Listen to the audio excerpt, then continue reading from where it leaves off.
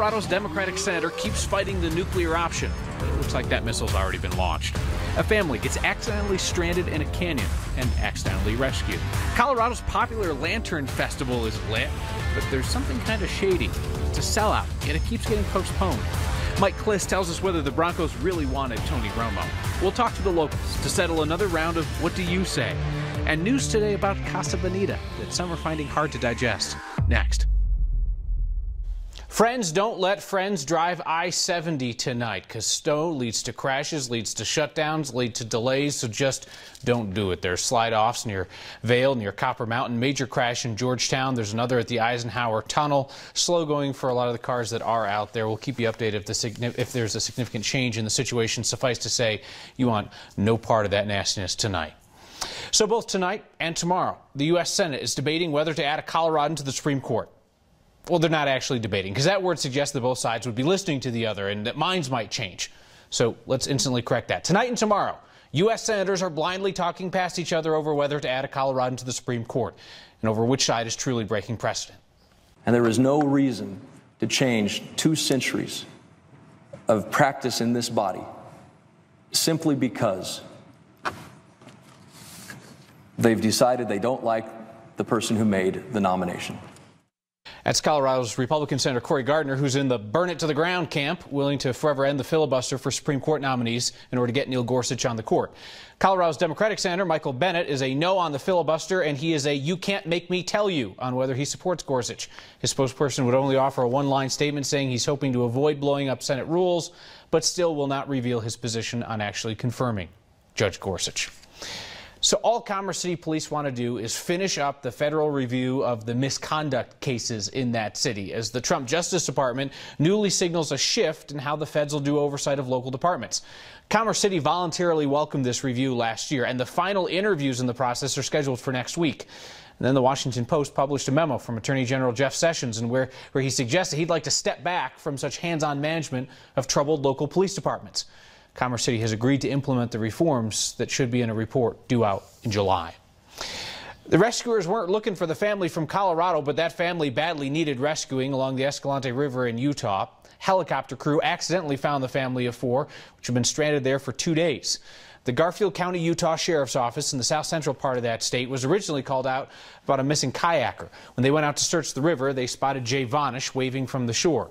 Jay, his wife, and 2 teenage girls, along with their family dog, were on a kayaking trip when they hit high water and crashed into some boulders. They lost a lot of their gear, including their kayaks and their paddles. You know, we run into a lot of situations. This is my first accidental save, you know. But talking to the family, they said, hey, we're glad you found us today because you would have been back tomorrow, because they were that stuck.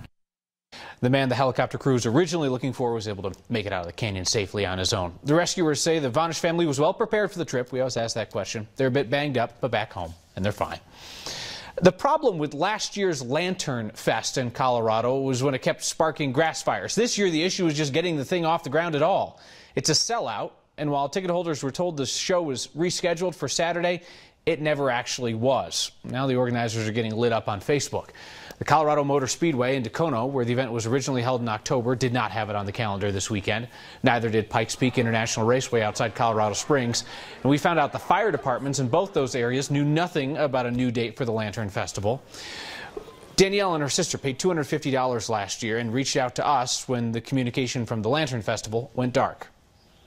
We first got an email saying it was canceled for November, and then we got another email saying it was canceled again for April, and stay tuned for details. And on their Facebook group, that's where they changed the date to April 8th. Monday, they canceled the Facebook event. No emails have been sent out. They just canceled the Facebook event and then said, please go to this new event. That new event Danielle's talking about is yet another date, September 30th, somewhere in Colorado, undisclosed location. But here's the deal. The Lantern Festival may not happen at all. The International Fire Code recently banned sky lanterns. And as local fire departments slowly adopt that new code, it's the end of events like the Lantern Fest. If you have tickets and you want to refund, this article on the 9 News page, or excuse me, on the next page of 9news.com, walk you through the steps for that. So today was supposed to be opening day in Denver. After a long, cold off-season, today was the day when they would finally pull back the tarp from Denver's street sweepers. Parking enforcement agents would proudly don their uniforms, and the crowd would roar upon coming out to find surprise $50 tickets up and down the street. But street sweeping, like baseball, is a game best played in fair weather. So the street sweepers did not roll out today as planned, and that's going to cost the city of Denver. The city made nearly $150,000 in revenue from tickets on opening day last year. Just in case the ticket writers pull a doubleheader to make up the difference, be careful where you park starting tomorrow. For the key question of the day, the one that so many of you wait for, some kids from Sierra Elementary School will handle the duties. We have a question. Is the A-line working today? Yes! Despite the snowy morning, no problems as far as we know. We'd like your A-line reports. We've seen people send them in from the crossings when they run into trouble. You can email next@9news.com or tweet them at us with the hashtag #HeyNext. So Tony Romo will not be a Bronco, deciding today rather than play for the Texans next year or the hometown team, he is going to retire from the game of football and he's going to join the broadcast booth at CBS. I talked with 9 News Broncos insider Mike Kliss about that. So let's spend a minute with Mike Kliss, our Broncos insider. Mike, did the Broncos ever make a serious push for Tony Romo? They're waiting to. They wanted him to be released to free agency first, and then they were prepared to pounce, but they also backed off of that the last 3 or 4 weeks. Today, they would not have pursued him. So Tony Romo's going to replace Phil Simms in the CBS broadcast booth. Why do so many people hate Phil Simms? I don't know. The social media was really tough on him in recent years. They thought he was a Bronco hater. I didn't see him that way, but I do think it affected him. I don't think he was quite the same announcer after he got crucified by so many Bronco fans over the years. Yeah, you can't read the hate mail. Just ignore it totally. Are the Broncos satisfied with their starting quarterback situation, Paxton Lynch and Trevor Siemian?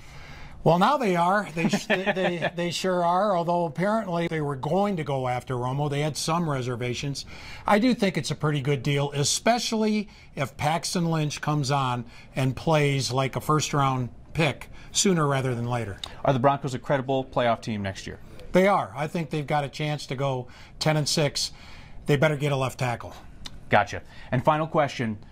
Who has appeared in more NFL Conference Championship games, Tony Romo or Mike Kliss? That would be a tie for 0. All right, very good. Mike Kliss knows Broncos, knows the stats as well. Did you like that lawn? Do you want some more? Snow stays in our forecast.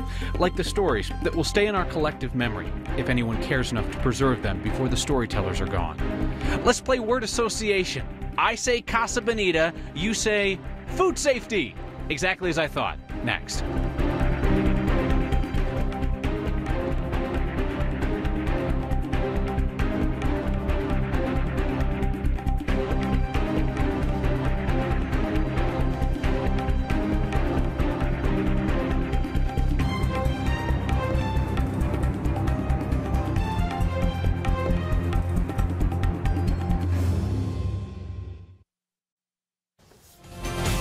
The most Colorado thing we saw today is up on Lake Dillon, where for the last 31 years, the locals have been betting on when the ice will melt. Rotary Club puts an empty metal barrel in the middle of the lake, and each $5 ticket earns you a guess of the day and time when the ice will melt and the barrel will drop into the water below. People also have to guess the air temperature that day as well as a tiebreaker. This is not sophisticated technology. The barrel has a cheap wristwatch attached to it, and when the barrel hits the water, the watch breaks, and that's how they know the time of day. Last year, the winning guess was worth $4,000. They sell tickets clear up through April 16th, unless the ice breaks through before then. And a close second for the most Colorado thing we saw today, 2.5-year-old Blake Packard of Franktown, who was not ready to accept that the snow is getting in the way of his appointed spring yard work.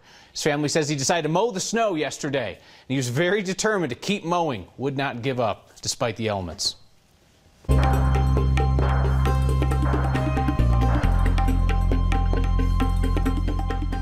Best thing about that picture, not the lawnmower, but that hat Awesome.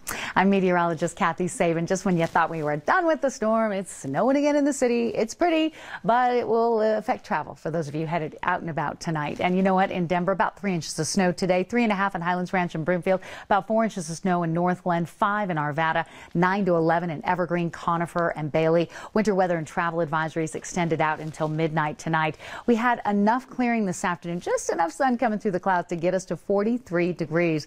But on radar, another wave moving from the northeast back toward the foothills will continue that snow band and difficult travel from Colorado Springs down to the New Mexico line. Our storm's going to produce a line of tornadic storms tomorrow from St. Louis down to Houston.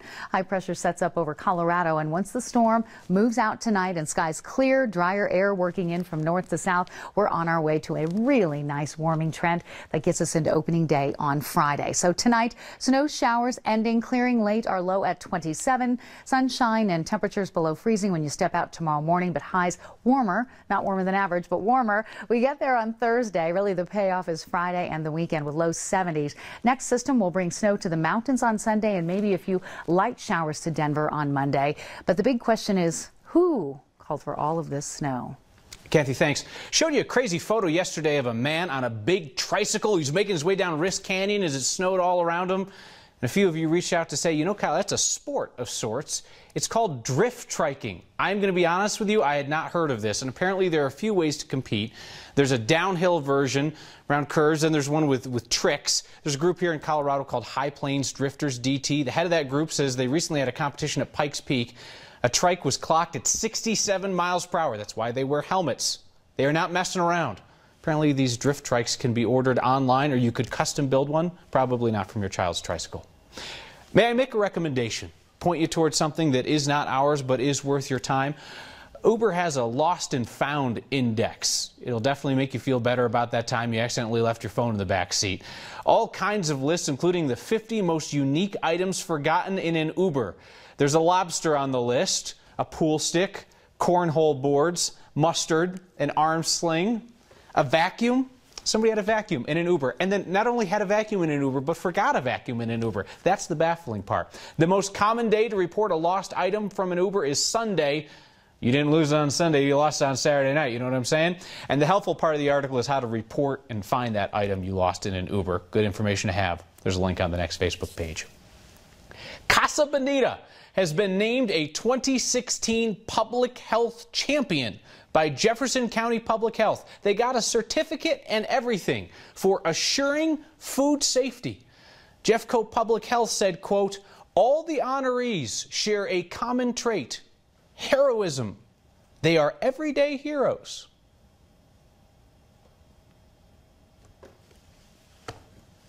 They're brought comfort by just knowing that their stories are going to be passed down. This isn't just a school project. This is about preserving the moments that make up a life. Next, go south again to settle another of your pronunciation debates. And a sign that stinks if you do. Next.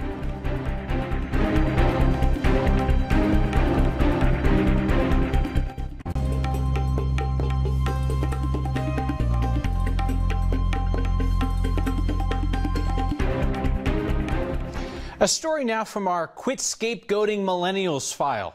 It features a freshman at East in Denver who is setting down social media for a face-to-face conversation while there's still time.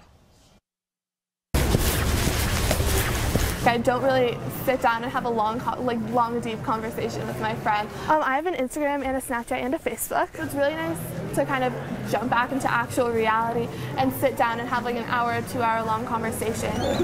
I'm Rebecca Chapman, and my project is called Stories Worth Saving. So basically, I go to different nursing assisted living homes and interview residents about basically about their life. Fanny Starr, who's a Holocaust survivor, and she's 95 years old. I mostly talked to her about her experience in the concentration camps, and then it was also really interesting to hear her experience assimilating into the United States. So this is Elaine Therian, and she is a resident at Cavote Senior Living for the importance of passing down her story to like her grandchildren, but also just passing down her story in general to make sure that people don't forget like the stories of seniors in the community.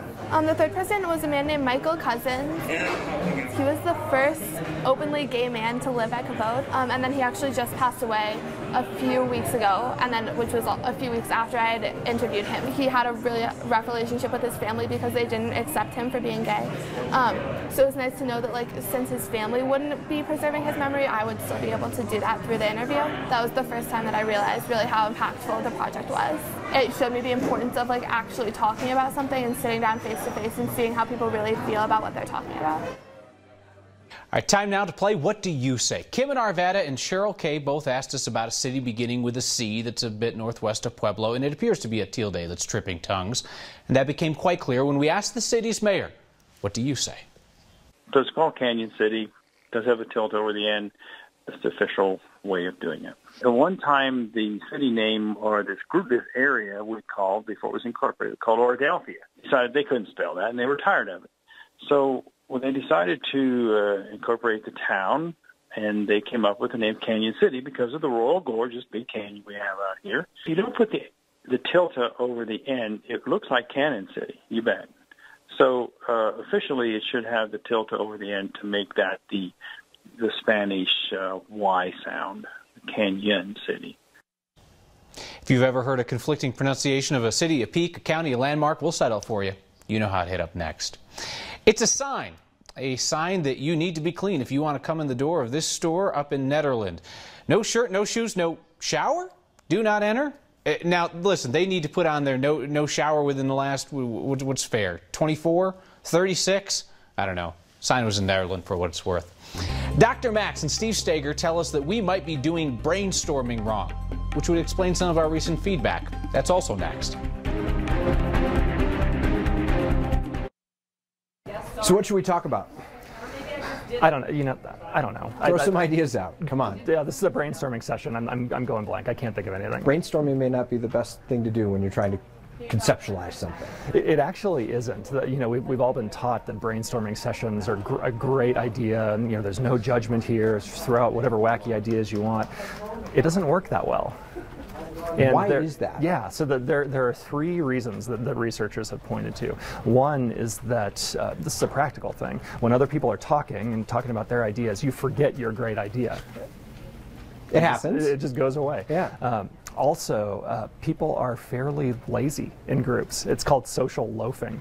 You work harder at something when you're working on your own and then come back together as a group. So there's that too. So you're saying maybe I have this, or I don't have any great ideas, and I'm just going to depend on everybody else. Exactly. Yeah. Or I've got a couple ideas. I don't need to think of a third or a fourth because other people are going to come up with those ideas for me. It's social loafing. Sure. And then people are also, they get embarrassed and they're afraid of what other people think of their wacky ideas, so they don't share them.